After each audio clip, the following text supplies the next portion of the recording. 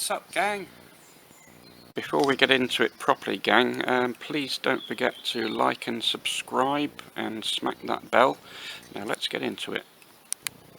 Last Christmas one of my daughters gave me a £20 Lego voucher, and so I've ordered a shed load of bricks from the actual Lego website as opposed to Bricklink. So while we're waiting for those bricks to arrive, I thought we'd take a look at some of the things that have made my Lego city quintessentially British. And I've got some of the icons of British vehicles and street furniture down here for us to look at. For example, down here we've got the traditional English telephone box in lovely bright post office red. Next to that we've got a police phone box.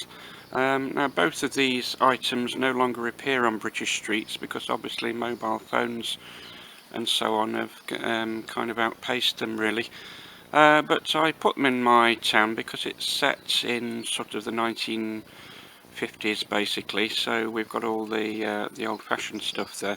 One thing that we do still have in England is these lovely red post boxes. I've made this version here, and it's quite cleverly designed. I copied it from the internet. It has a nice sort of round boat stud piece on the top to give it that quintessential English look.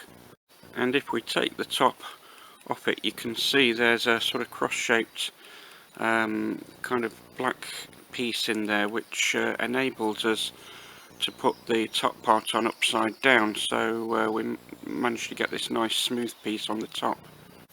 And I've put a version of Doctor Who, it's the Tom Baker version, here in front of the police telephone box because that was famously used as a disguise for the TARDIS space ship back in the Doctor Who series, so that's why I've got a version of Doctor Who there. I bought that on a Chinese website. I don't think Lego produce Tom Baker as Doctor Who. Moving on swiftly, we've got my much trailed double-decker bus. I'm particularly proud of this because I designed it completely myself. It's the perfect sort of size for minifigs. It's the right scale to get a row of minifigs on each side. And we've got this little commuter clinging on for dear life at the back there, probably asking the ticket conductress to let him get on the bus. So again, this is a very familiar sight. Even now in England we have these driving around in London, and different coloured buses, double-deckers, drive around lots of English cities and British cities. The Mini Clubman, of course, is a quintessentially British vehicle. This particular one contains Sir Michael Caine on his way to the Italian job. You're only supposed to blow the blooming doors off. Thank you, Sir Michael, for that. And alongside that is the sort of 1960s police panda car, which used to be pounding the British streets back in the day. I sort of copied that from the internet, but it was originally just a plain black car which I altered with a sort of blue and white design to make it into a police car. Three-wheeler cars used to be quite popular back in the 1960s as a cheap way of motoring, and this particular one became popular in a TV show called Only Fools and Horses, where the protagonist rode around in one of these for sort of comedy effect. Moving swiftly on, next to that we've got this lovely E-Type Jag, again which was popular in the 60s and carried on. I think there are versions of it even today driving around. Now every British town has a fire engine service for emergencies, and Brixted is no exception.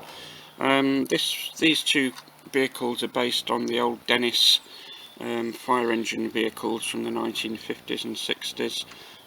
This one's a sort of platform vehicle, and this is the more traditional ladders version. I think both of these look really cool actually, and I've put them in a nice little fire station in my city. Now, on a warm sunny day like today, what you need is a nice ice cream vehicle, and this ice cream van I completely designed myself. It's heavily based on the old 1960s type vans which used to go around housing estates, and I think they still do to some extent. And I did it in a nice retro style. Particularly proud of these yellow stripes down here, which are actually made from yellow bricks, they're not stickers. And we've got this nice sort of bright light yellow roof on there as well, which contrasts very charmingly with the light blue effect, and it really takes you back to the 1960s, this sort of van. So of course not all the iconic vehicles are actually British or made in Britain. We've got some very nice continental ones as well. For example, this lovely VW camping van with the happy campers inside. That one, I think I'm going to make a new sticker for the front. It's getting a bit yellow now, and I've got this new technique of printing stickers onto sticky back paper, which makes them last a lot longer, so I'll probably revisit that one.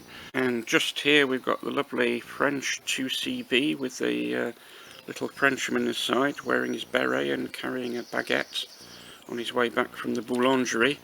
And just to complete the continental collection, there's a nice Italian Vespa here. The young lady is delivering a pizza from an Italian restaurant.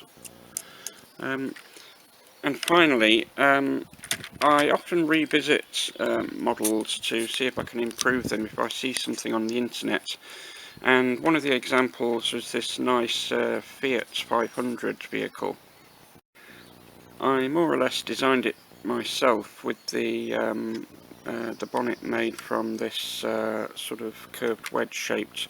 Most Fiats that you see on the internet are made from this wedge-shaped piece at the front. I recently changed the front of it to make it a little bit more elegant. I put this bar here.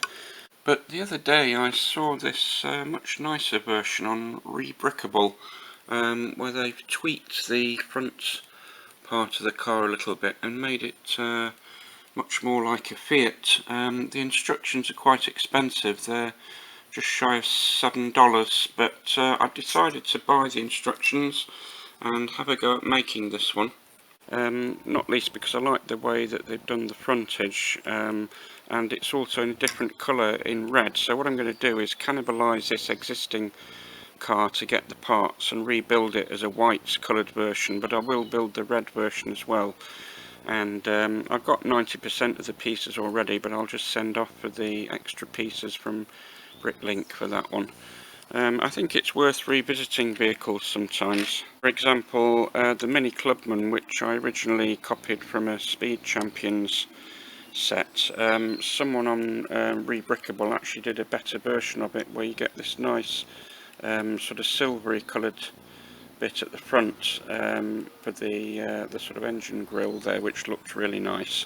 And I did notice that on the versions of the Fiat 500, people tend to copy the back end of the Mini Clubman. In fact, I did that myself. It's basically these sloping wedge-shaped bricks to make the back of the car. It's quite a handy way of doing things.